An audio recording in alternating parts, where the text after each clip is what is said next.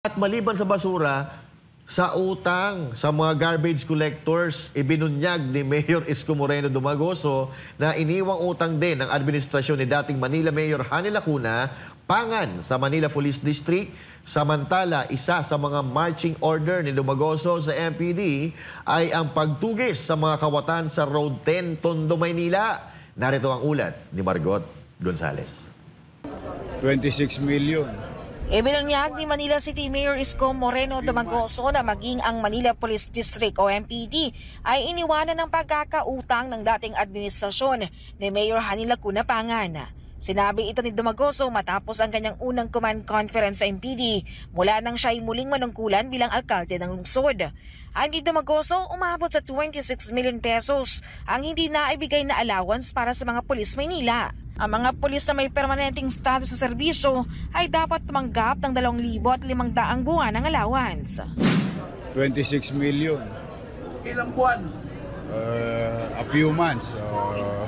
Since last year nga. But sabi ko nga kay General Guzman at 10 ng mga men and women uniform personnel and non-uniform personnel of the Manila Police District, gagawin ko ng paraan. Matatandang una nang ibinunyag ni Dumagoso ang daang-daang milyong pisong utang ni Lacuna kaugnay ng garbage collection na nagdulot ng krisis sa basura sa lungsod. Samantala, ayon sa nagbabalik na alkalde, mahigpit ang kanyang tagubilin sa Manila Police District na tugisin ng lahat ng kriminal sa Manila. Talupan ninyo ang Pilipinas kung saan man sila magtago. Basta ginawa niyo yung krimen sa Maynila, we'll go after you. As like what the saying goes, you cannot escape the long arm of the law.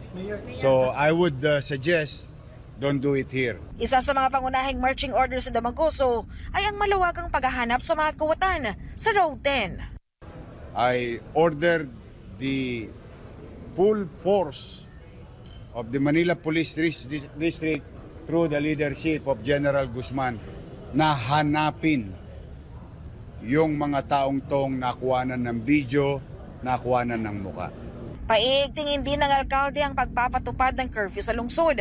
Simula alas 10 ng gabi hanggang alas 4 ng madaling araw, ipinagbabawal sa mga minor de edad ang paglabas sa kalsada ng Maynila. Tulog na lang kayo, lalaki pa kayo.